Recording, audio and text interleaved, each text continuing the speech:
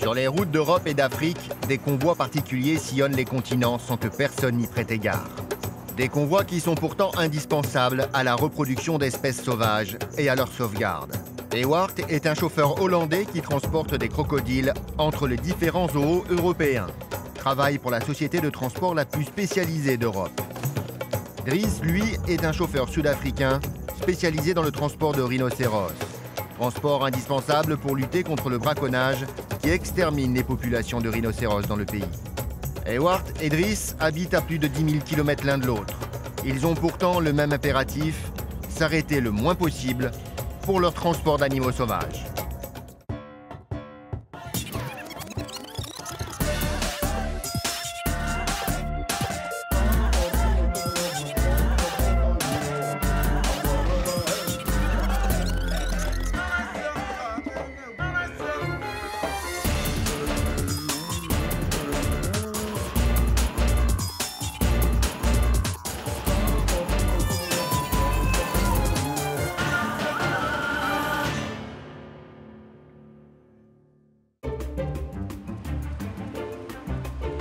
Ewart n'est pas un chauffeur comme les autres. Il est spécialisé dans le transport d'animaux sauvages et pour cela il sillonne toute l'Europe, de zoo en zoo. Aujourd'hui, ce chauffeur hollandais est attendu dans le sud de la France, à Pierrelatte, dans la ferme aux crocodiles, à 1000 km d'ici. C'est là-bas qu'il va récupérer 4 crocodiles d'Afrique pour les transporter dans le plus grand zoo du Benelux. Le transport d'animaux sauvages, ça ne s'improvise pas, ni pour Ewart, ni pour les zoos.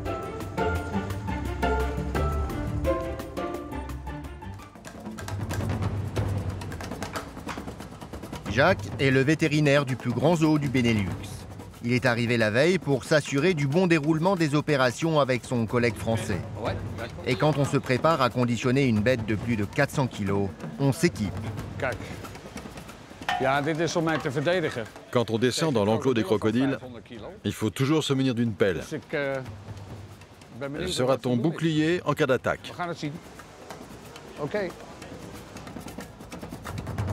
L'opération est périlleuse. Travailler avec des crocodiles représente constamment un danger. Surtout avec cette espèce particulièrement dangereuse, les crocodiles du Nil. Parmi 330 spécimens, ils doivent capturer 3 femelles et un mâle.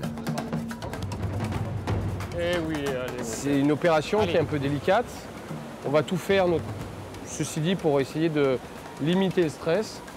On va notamment leur faire des injections pour leur faire une légère sédation, c'est-à-dire les tranquilliser, qu'ils soient plus relax. On essaye toujours de faire en sorte que ça se passe le mieux possible, mais quand on travaille avec du vivant, il y a toujours une part d'incertitude et il faut apprendre à vivre avec. Ici, il faut donc savoir rapidement s'adapter. Au moment de la capture, c'est rarement les crocodiles repérés qui sont les plus accessibles. Alors le choix se tourne surtout sur le plus facile à prendre.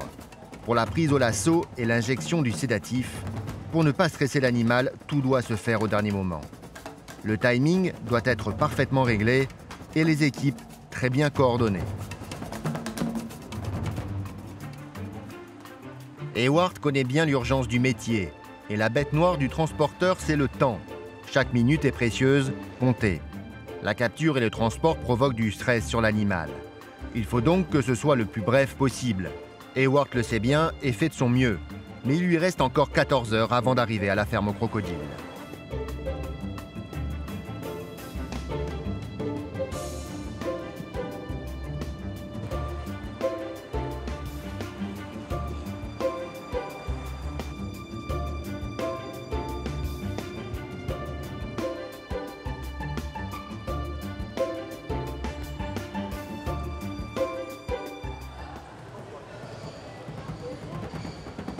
Les 2 vétérinaires sont sur le qui-vive. Ils attendent l'arrivée des transporteurs. Mais toujours rien, tout le monde attend. Avant d'embarquer à bord, les crocodiles doivent avoir le ventre rempli. Au menu, un poulet cru chacun. Les crocodiles vont passer plus de 48 heures dans des caisses fermées. Il faut donc qu'ils commencent leur trajet le mieux possible.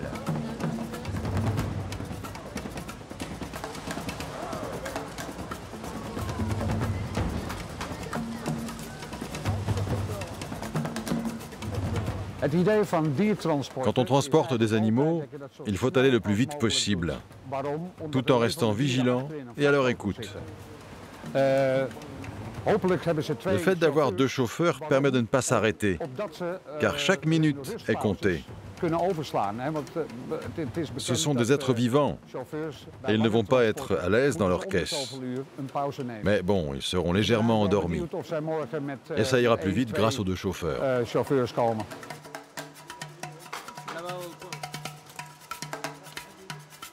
Le ventre plein, les crocodiles sont fin prêts pour un long voyage. Mais toujours pas de transporteur à l'horizon. Les bouchons ont énormément retardé le convoi.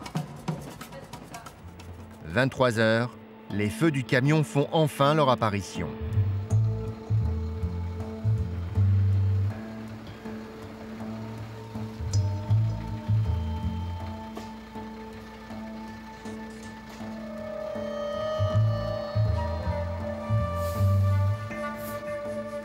Le parc a fermé ses portes. Les transporteurs épuisés par la route vont passer la nuit face aux grilles, dans leurs couchettes. Je ne sais pas où garer le camion. C'est fermé? Voilà notre chambre. C'est le grand luxe ici.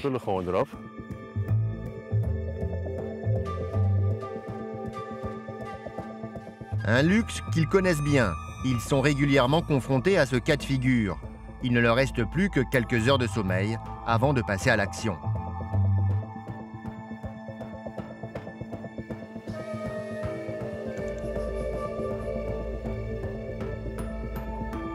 À 13 000 km de Pierre Latte, dans un ranch sud-africain, Driss se prépare à transporter avec son fils et son assistant 3 rhinocéros. Mais avant tout, il doit vérifier minutieusement les papiers des animaux qu'il va transporter. Oui, vous savez, les rhinos sont une espèce très problématique en Afrique du Sud et partout dans le monde. Et pour cette raison, tous les papiers doivent être en règle. C'est avec Dou, un vétérinaire spécialisé dans les animaux sauvages, que Driss va faire équipe pour la capture. Les 2 hommes se connaissent depuis longtemps, ils ont la même cicatrice de guerre.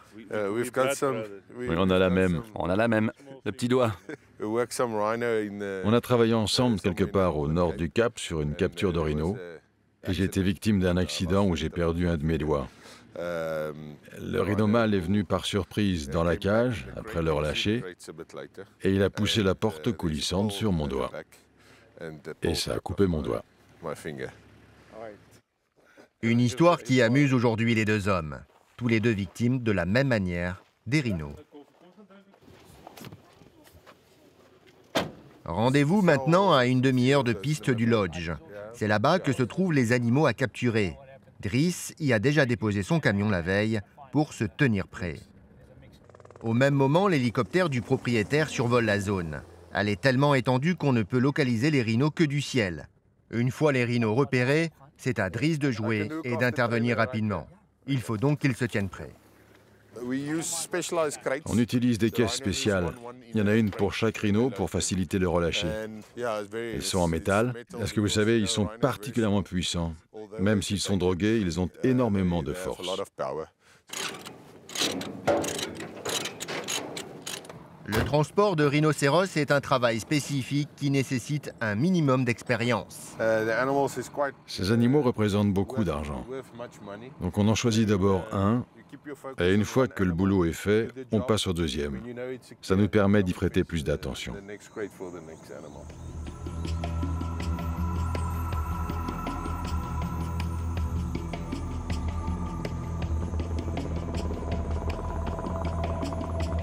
Le premier rhinocéros est repéré. C'est maintenant à Dou, le vétérinaire, d'intervenir. Il doit tirer une seringue tranquillisante pour pouvoir le capturer ensuite sans danger.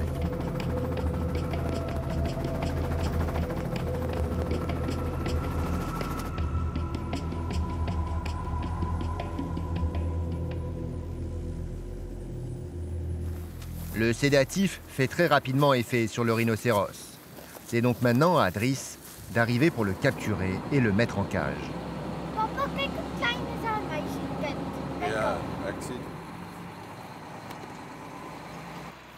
C'est Gabi, l'assistant de Driss, qui s'occupe de maintenir le rhino en place avec un drap sur les yeux pour qu'il soit le moins dangereux possible. Mais avec un poids de plus d'1 tonne, la bête est toujours très difficile à contenir.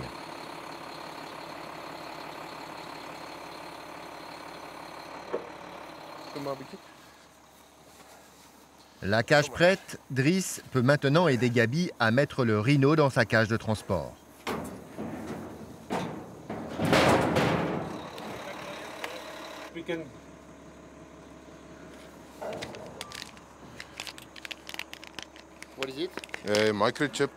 Ça, c'est une micropuce pour permettre d'identifier le rhinocéros.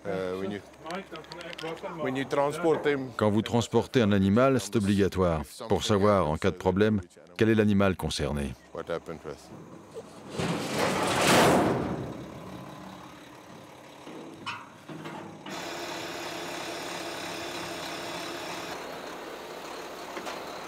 L'animal maintenant identifié, il est temps de lever la caisse pour la mettre sur le plateau arrière du camion. Driss va la déposer sur le chemin en attendant d'avoir fini de capturer les 3 autres rhinocéros qu'il doit transporter. Le premier est fait. Il ne reste plus que 2 à capturer. Pour le moment, tout va comme il faut. Le vétérinaire de rhino est très professionnel. Il sait bien ce qu'il a à faire. Ça marche toujours mieux quand vous travaillez avec quelqu'un qui connaît bien les animaux. Ça rend notre travail bien plus facile. Vous savez, c'est pas tout le monde qui peut s'approcher aussi près des rhinos. C'est du travail, mais on l'aime bien notre travail.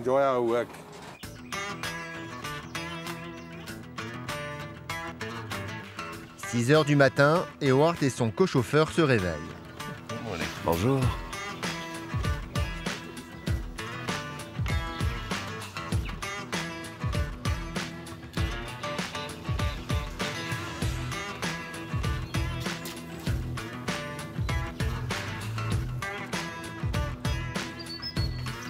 Pas le temps pour nos 2 chauffeurs de se refaire une beauté.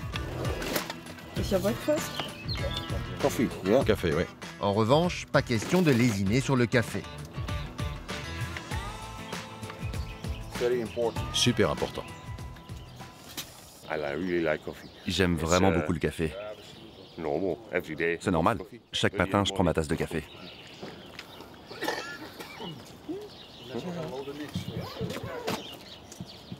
Une longue journée de 20 heures les attend. Au programme, capturer les crocodiles.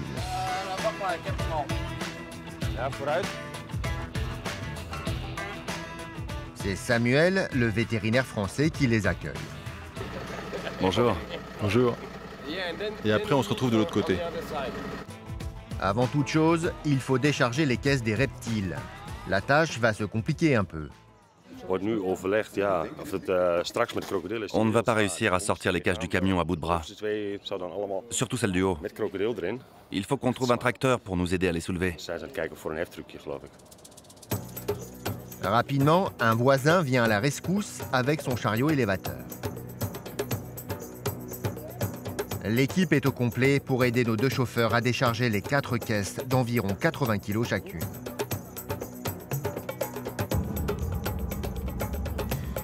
Mais Ewart ne s'arrête pas là. Aujourd'hui, il va entrer dans l'arène pour prêter main forte à la capture des crocos. Une grande première pour le jeune homme qui ne se laisse pas démonter. C'est fascinant. Ce sont des animaux mystérieux et imposants. Tu ne perçois pas qui ils sont, et moi je me retrouve face à eux comme ça. Pour le choix du premier croco, le sort est tombé sur Ali, un jeune mâle. Quand ils veulent arracher un morceau et se défaire, leur réflexe est de tourner sur eux-mêmes. Et donc on passe une corde sur la mâchoire inférieure, une corde sur la mâchoire supérieure, et puis après on attend qu'il twiste pour fermer sa bouche en fait. La capture est musclée, mais elle ne dure que quelques minutes.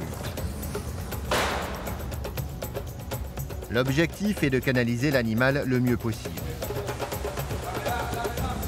Le chiffon permet de le plonger dans le noir et ainsi de lui faire perdre ses repères.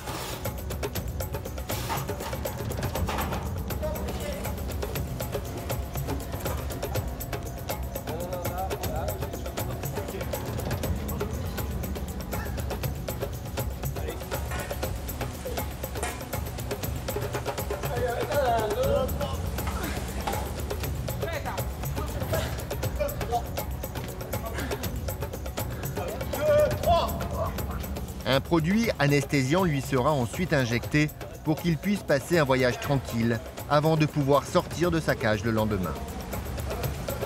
1, 2, 3. Il bouge, hein? Oui. 1, 2, 3.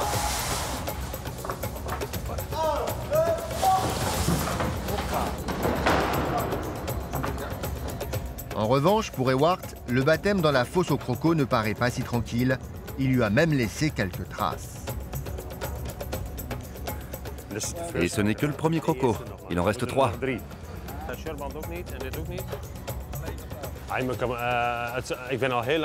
Quand tu es transporteur d'animaux, tu peux vivre des choses exceptionnelles, comme celle-ci. Ce que je viens de faire là, c'est ce que je préfère. C'est la plus belle partie du métier.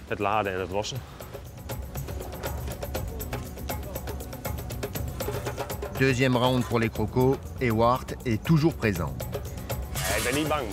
C'est impressionnant, mais j'ai pas peur. La technique est la même pour les 3 crocodiles restants. Enfin, à une différence près, les 200 kilos qui séparent les mâles des femelles. Du coup, les femelles sont portées à main nue. L'injection doit se faire à un endroit bien précis.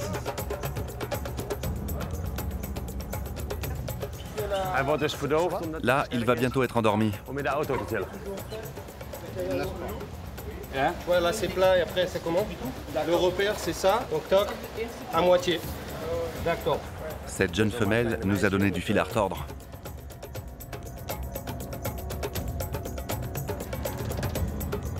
L'opération de capture aura duré 3 heures environ pour les 4 crocodiles.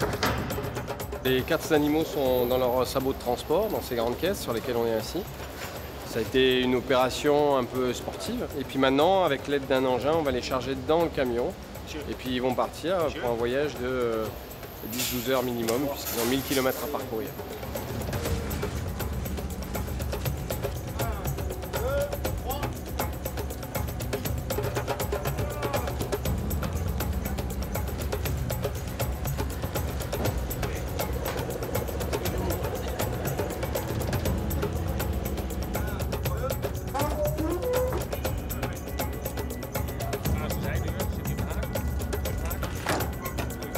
Tout est prêt, vous pouvez y aller. C'est parti pour 2 heures de transport, direction Lyon.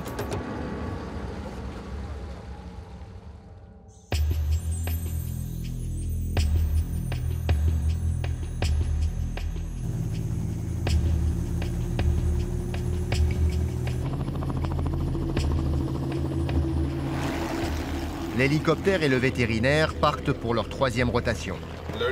On charge le dernier, ensuite on décolle. Le dernier rhino est rapidement repéré. Pas question de se tromper. Les rhinos sont vendus à un acheteur qui a commandé 3 femelles enceintes pour venir grossir son élevage.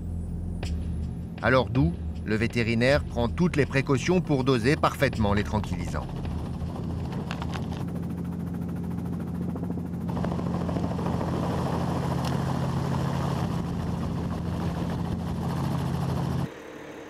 L'opération se passe rapidement et sans embûche, ce qui arrange bien Driss car il est en retard sur son planning.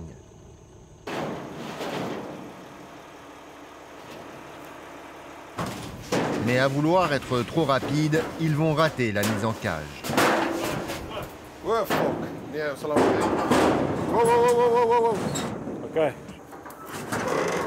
Ils sont obligés de faire ressortir l'animal.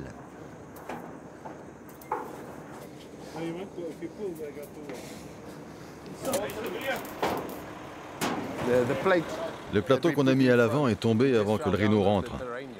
On y a été un peu rapidement. Il faut donc maintenant qu'il ressorte pour qu'on le remette en place. C'est très important parce que sans le plateau, le rhino ne peut pas reposer sa corne. Et avec de mauvais appuis, elle peut se casser. Le plateau est rapidement repositionné en oblique et le rhino repose naturellement sa corne sur la pièce en métal.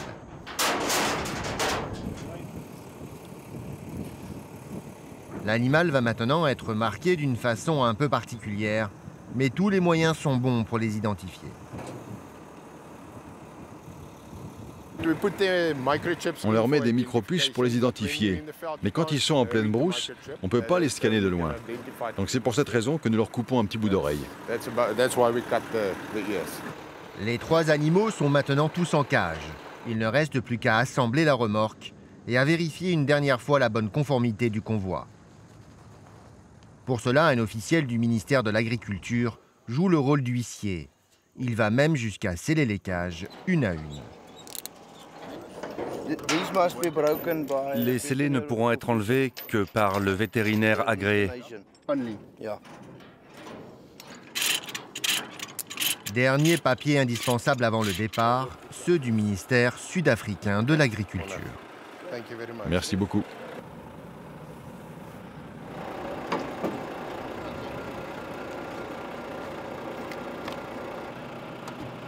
C'est enfin l'heure du départ pour Driss. Tout est prêt et surtout les drogues, indispensables au bon déroulement du voyage des rhinos. Ça, ce sont les sédatifs que nous allons injecter sur la route. On le fait toutes les 3 heures, surtout pour les maintenir calmes. Ils sont très sensibles aux drogues. Par comparaison, nous utilisons 3 fois moins de produits sur un gros rhino mâle que sur un buffle mâle, même si le rhino est bien plus gros. Driss connaît parfaitement les rhinos. Ils sont spécifiques et ça, il le sait bien. Je suis également un éleveur. Je fais aussi du commerce d'animaux, de rhinos. En fait, je ne suis pas que chauffeur. Mais comme c'est quelque chose que j'aime, je le fais souvent pour les autres. Driss est donc un chauffeur précieux en Afrique du Sud pour le transport de rhinos. Sa grande expérience de l'animal lui attire toute la confiance des propriétaires.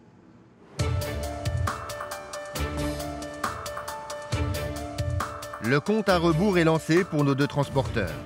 Ils doivent à présent vite récupérer, à 175 km, des antilopes au zoo de Lyon. La pression se fait sentir. La vitesse est limitée à 90 km/h, ce qui n'arrange pas les transporteurs qui doivent gagner le plus de temps possible, pour des enjeux financiers bien sûr, car chaque retard entraîne un coût, mais surtout pour le bien-être des animaux qui sont confrontés au stress pendant le transport. Pas question pour Ewart et Klaas de perdre une minute. Tout se fait sans jamais couper le moteur, leur toilette, leur gymnastique, leur repas. Pas question de perdre une seconde.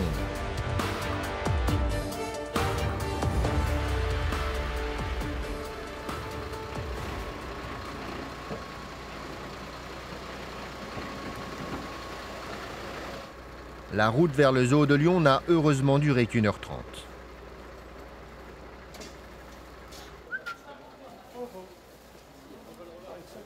Il reste maintenant à charger les antilopes. C'est une étape cruciale. L'heure d'arrivée à destination finale va dépendre en grande partie de la durée du chargement. Et les antilopes ne vont pas faciliter la tâche.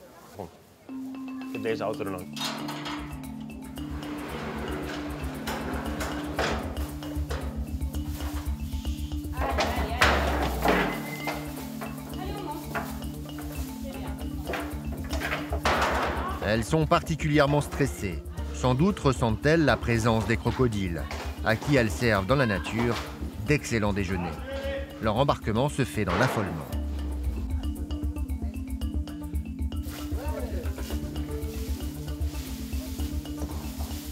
C'était un chargement difficile. Faut toujours faire attention avec ces animaux craintifs. Mais je suis content qu'ils soient tous enfin dedans. Maintenant, on fonce au zoo en Hollande. Donc je vais conduire et on échangera dans 4 heures. C'est bon? C'est bon. On peut prendre la route? On peut y aller.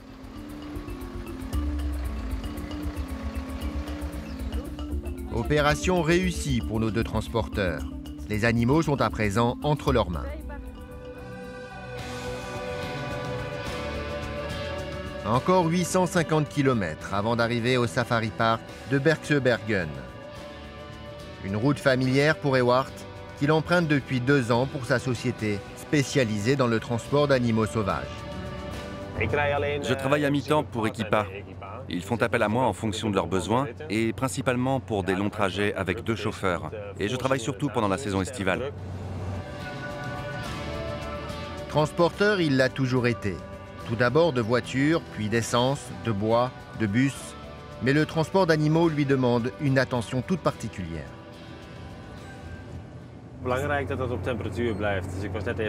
Transporter des animaux, c'est aussi faire attention à eux. Par exemple, la température des crocos est redescendue.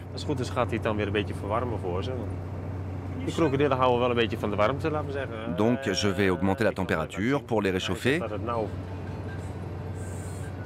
Là, elle est redescendue à 15 degrés. C'est trop froid pour eux. Il faut qu'elle soit à hauteur de 22 degrés. Voilà, c'est bon. Je l'ai augmenté. Les crocos sont bien maintenant. En plus des températures à gérer, les transporteurs d'animaux doivent faire attention aux à-coups, aux bouchons, à la nourriture si nécessaire et au bien-être de leur cargaison qui est vivante. Maintenant, on va changer de chauffeur. Mon temps de conduite est fini. Klaas reprend le volant. Je pense que tout va bien. J'ai senti les crocos bouger sur le chemin. Hey moppies.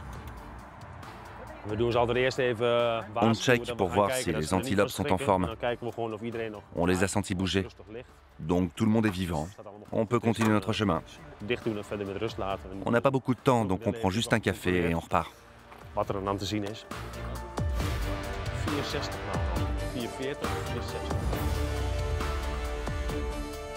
La pause n'aura duré que 5 minutes. Dernière ligne droite avant l'arrivée au zoo. Une arrivée tardive après un périple de 14 heures, sans embûche.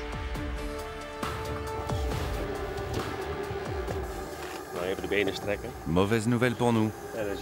Les locaux sont fermés. On ne peut pas prendre de café, ni se doucher. Ça y est, on l'a fait. On est tous vivants. Il est 3h30. On doit être levé demain à 7h. Enfin, un peu plus tôt. Ça sera encore une courte nuit après une longue journée.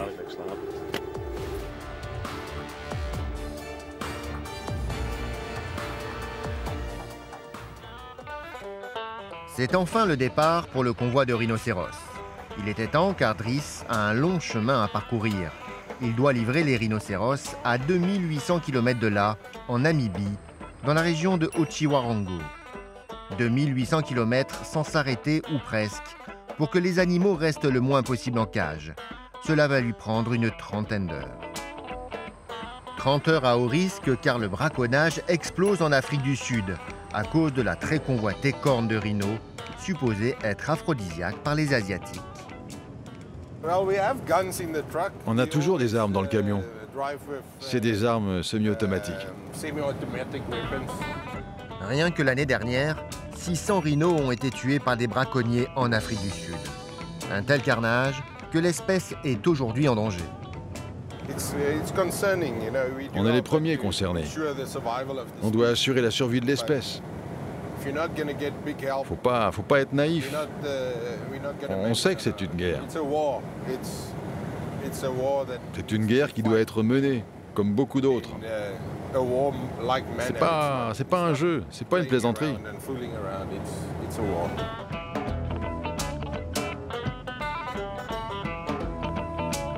Au bout de 3 heures de route, le convoi va être obligé de faire une halte, mais elle ne doit pas durer plus de 10 minutes.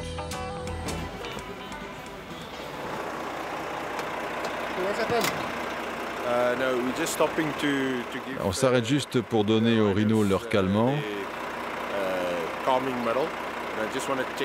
Et puis aussi pour vérifier la pression d'un pneu.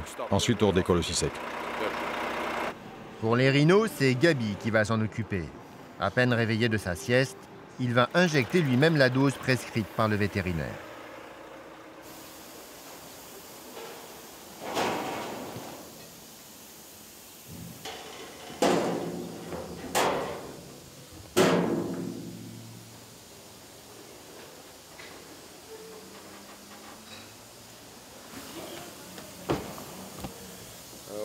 Tout est bon.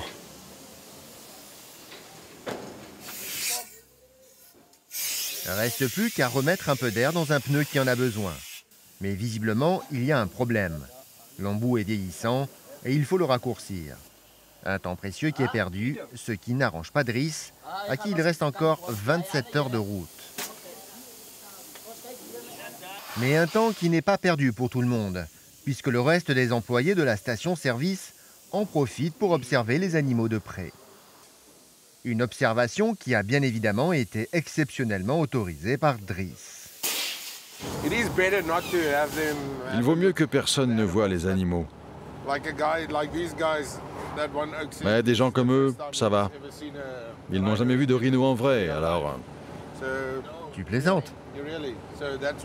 Non, non, non, je t'assure, c'est pour ça.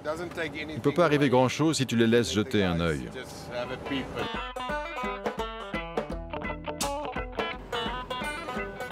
C'est déjà reparti pour Driss.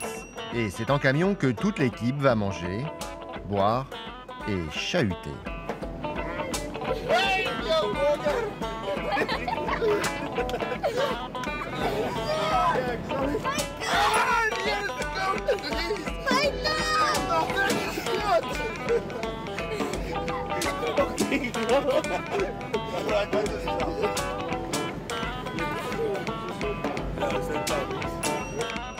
La nuit tombe sur l'Afrique du Sud. Cela fait maintenant 9 heures que le convoi roule. Il est temps de s'arrêter, prendre de l'essence, d'injecter leur dose de sédatifs aux rhinos et surtout de changer d'équipage. C'est Dougie qui va remplacer Gabi. Leur pause est courte, toujours une dizaine de minutes à peine. Chaque assistant de Driss connaît parfaitement les gestes à faire. C'est indispensable pour lui d'avoir une équipe sur laquelle il puisse entièrement compter. C'était une longue journée de conduite, mais ça va, on gère bien. 2 conducteurs, ça permet de se relayer pour dormir. Ah, c'est OK. Il est 22 heures et le convoi est à 3 heures de la frontière namibienne. Driss et Dougie vont rouler toute la nuit. C'est au petit matin, après 3 courtes heures de sommeil, que nous retrouvons Ewart et Klaas. C'est une nouvelle journée importante. On va maintenant, avec la nouvelle équipe du zoo, libérer les antilopes et après les crocodiles dans leur nouvelle maison.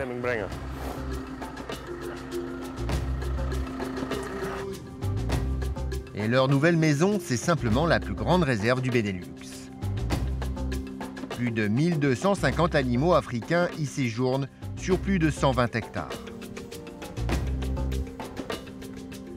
Les animaux ont passé la nuit à l'intérieur du camion, le but étant de les calmer du voyage avant leur libération. L'opération est un peu compliquée. Klaas est obligé de manœuvrer à reculons.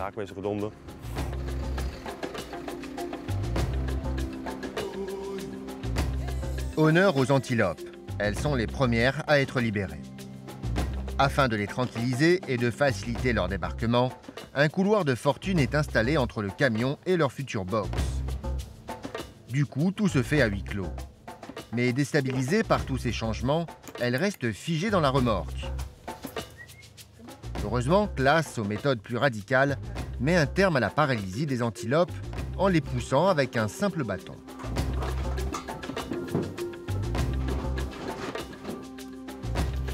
Le fourgon des antilopes est vide, c'est une mission réussie.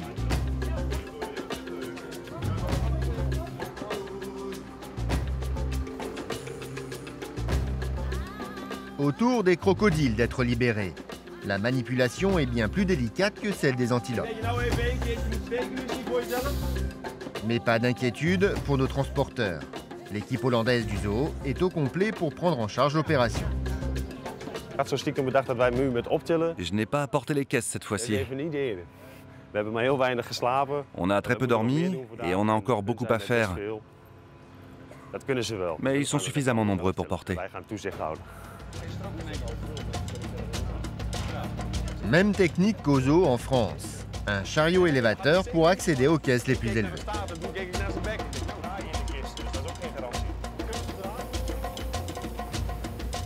Et des bras nombreux et musclés.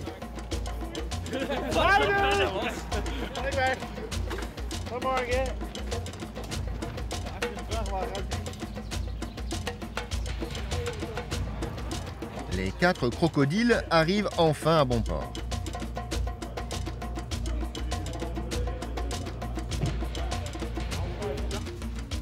Tout juste arrivé de France, Jacques est présent pour orchestrer la libération des crocodiles. Leur libération est imminente.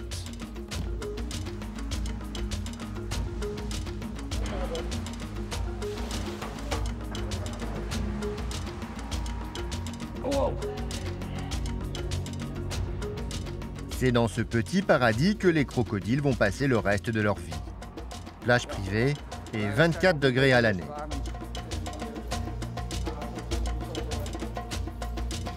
Ce sont les premiers crocodiles africains du Safari Park de Bergen. Le spectacle est évidemment assuré.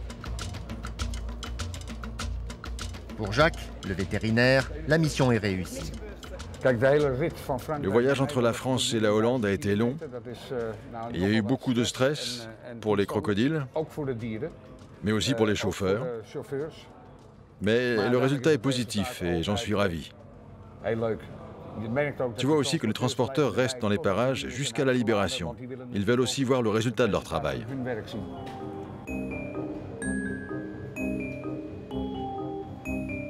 La mission pour Klaas Ewart touche à sa fin. Ok, maintenant les papiers.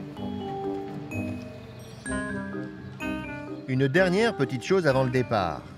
Une halte à l'administration du zoo pour rendre le certificat de transport prouvant que l'animal est arrivé vivant et en bonne santé chez le client.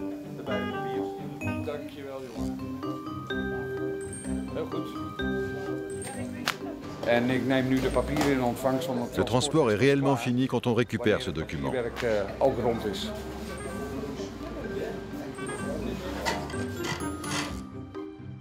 Le périple de 3 longs jours prend fin. Les transporteurs ont traversé les frontières tout en s'assurant du bon fonctionnement de l'opération.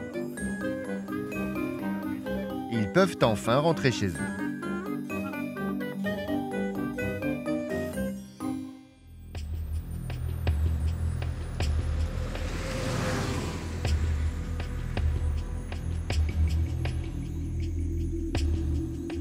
Driss et Luigi ont roulé toute la nuit sans encombre. Ils s'accordent un petit 10 minutes de pause, de quoi s'acheter un café et un sandwich. Ça a été une longue nuit, mais quand le jour se lève, c'est une nouvelle énergie qui vient avec. On va continuer. Il nous reste encore 8 heures de conduite. Tout va bien, les animaux vont bien, nous aussi. Tout est OK. Tout va bien, mais pas question de flâner, ni même de prendre le petit déjeuner sur place. On va continuer, acheter vite de quoi manger, et on repart encore sur la route.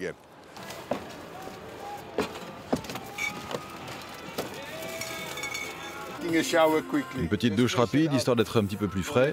Une bonne douche, cool et rapide.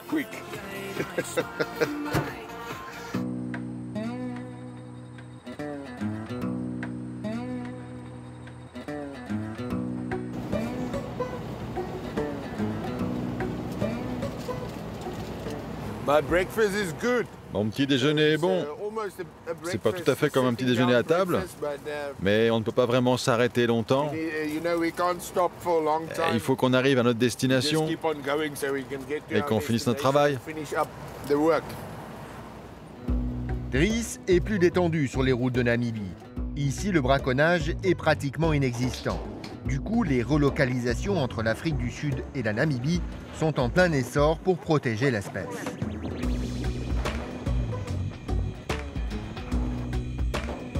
Dernière injection avant l'arrivée.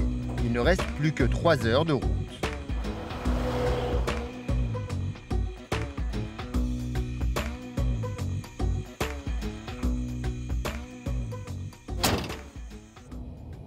La dernière partie va se faire par une piste sur les terres du nouveau propriétaire.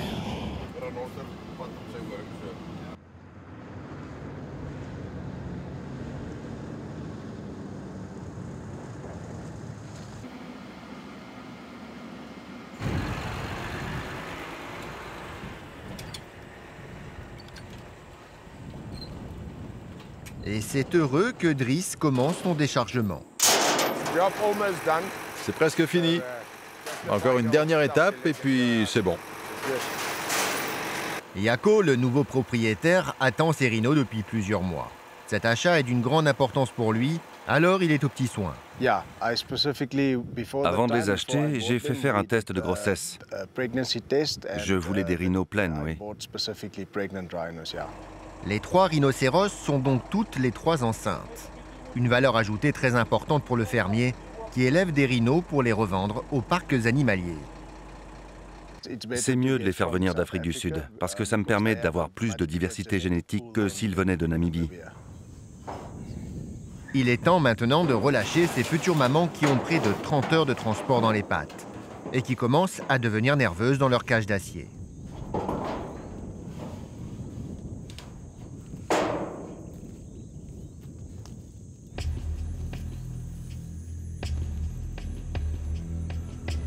La première femelle, un peu abasourdie, va rejoindre le groupe de rhinos de Jaco, le propriétaire. Elle va venir grossir les rangs du troupeau et participer ainsi à la sauvegarde de son espèce.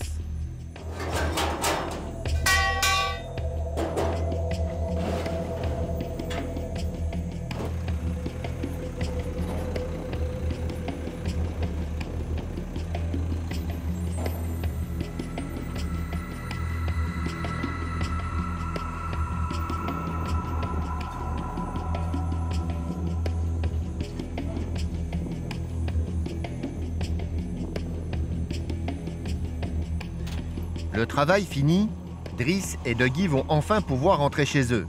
Enfin pas tout à fait car avant, ils doivent faire un petit détour de 700 km. Ils doivent en effet passer par une des fermes de Driss pour un autre transport de rhinos. Leur vie c'est la route, toujours. Et encore la route.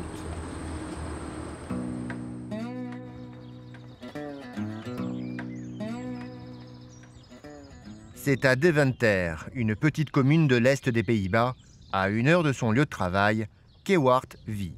Un village isolé qu'il a choisi pour son calme, loin de la ville et surtout des camions.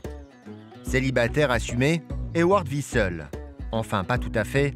Sa maison, c'est en quelque sorte l'arche de Noé. Il partage sa vie avec ses dames à plumes et son cochon noir.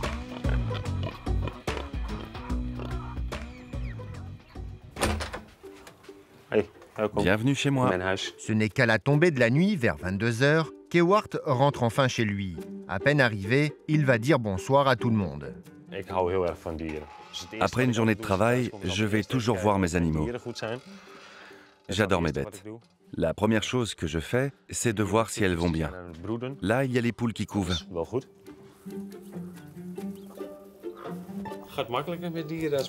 Je préfère la compagnie des animaux à celle des hommes. C'est plus agréable de travailler avec eux. Et tu reçois beaucoup plus d'amour en retour. Ça, c'est mon petit garçon. T'inquiète pas, il n'est pas aussi agressif qu'un croco. Ewart porte une véritable passion aux animaux. Et il est particulièrement heureux de pouvoir la partager dans son métier. J'arrête jamais avec les animaux, à la maison comme au travail. C'est pour ça qu'Equipa, la société de transport d'animaux, est bien pour moi.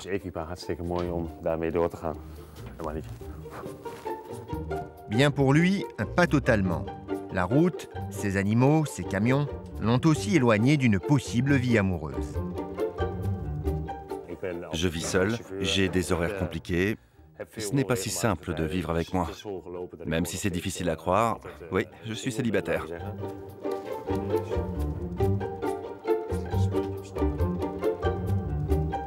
Ses compagnons à plumes, il les vénère et les envie aussi. J'adore les oiseaux. Parce que je me retrouve en eux.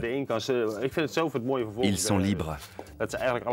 Mais je suis un peu jaloux, parce que eux, ils peuvent voler.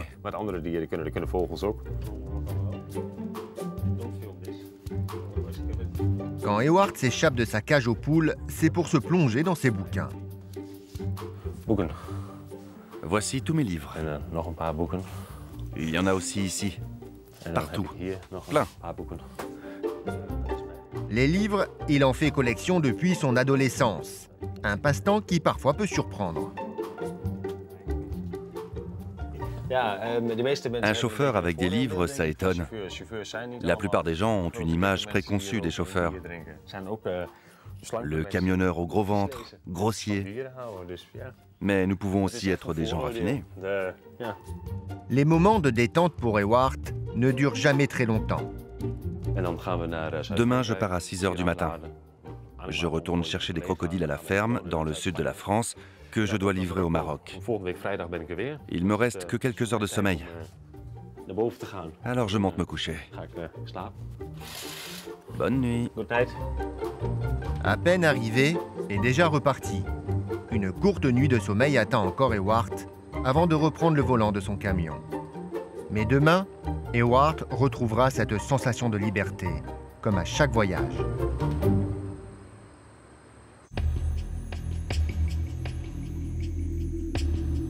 Les rhinocéros viennent de passer leur première nuit en Namibie. Yako, le nouveau propriétaire, va comme tous les matins inspecter l'état de santé de ses animaux. Et pour cela, il a une façon bien particulière de le faire. Sa propriété est tellement vaste qu'il est obligé de prendre son hélico ULM. Ça lui permet, en 45 minutes seulement, de jeter un œil sur l'ensemble de son troupeau. Tôt le matin, je dois voler pour vérifier mes rhinos et vérifier surtout qu'il n'y a pas de braconniers sur mes terres. J'ai très peur du braconnage, parce que c'est en train d'arriver ici. Ce matin, les 3 femelles se portent à merveille. La mission de convoyage est pleinement remplie. Driss, lui, vient de passer enfin une vraie nuit dans un vrai lit, à 700 km dans son ranch avec son animal de compagnie. Zaggy! Zaggy! Go! Go, Sid! Go! Go! Go! Good Zaggy! Go! Yeah, he was left by his mother. Saggy a été abandonné par sa mère à la naissance. Christopher et moi, on lui a donné le surnom de Christopher, Saggy. Et on a veillé à ce qu'il vive jour après jour. Il a aujourd'hui 1 an et demi. Il est né en avril. Et comme vous pouvez le constater, il a bien grandi en 1 an et demi. À sa naissance, il pesait 50 kilos. Ouais, je pense que maintenant, il doit faire entre 5 et 600 kilos. Et comme tout animal domestique, ce qu'il aime avant tout, malgré ses 600 kilos, c'est des câlins. Qu'est-ce que tu fais? Oh, je le gratte juste. Il aime ça, hein? Oh oui, il aime ça. Après sa petite détente matinale, il est de nouveau temps pour Driss de repartir au travail. Il doit à son tour repérer le rhino qu'il a vendu à un autre propriétaire et lui emmener. Il a une 30aine de bêtes et il faut maintenant réussir à identifier la bonne. Quand on bosse avec eux tous les jours, on sait les repérer. Même s'ils donnent l'impression de tous se ressembler, ils ont tous des signes particuliers. Certains ont une marque à l'oreille, voire un morceau d'oreille en moins. Et comme ça, on arrive bien à les identifier. Vous devez connaître vos animaux et savoir qui est qui. Driss, même s'il connaît bien ses animaux, va mettre plus de 3 heures à le trouver.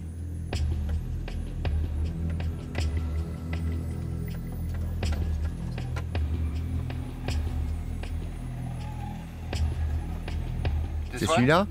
Oui, celui derrière.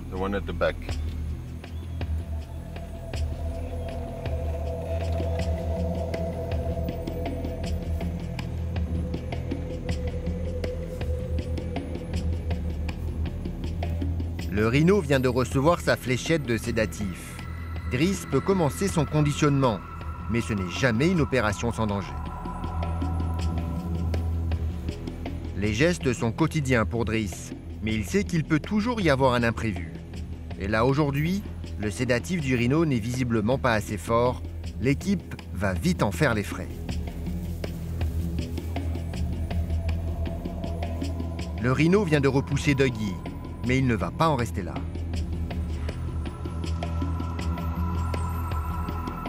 Driss, en une demi-seconde, est projeté à terre.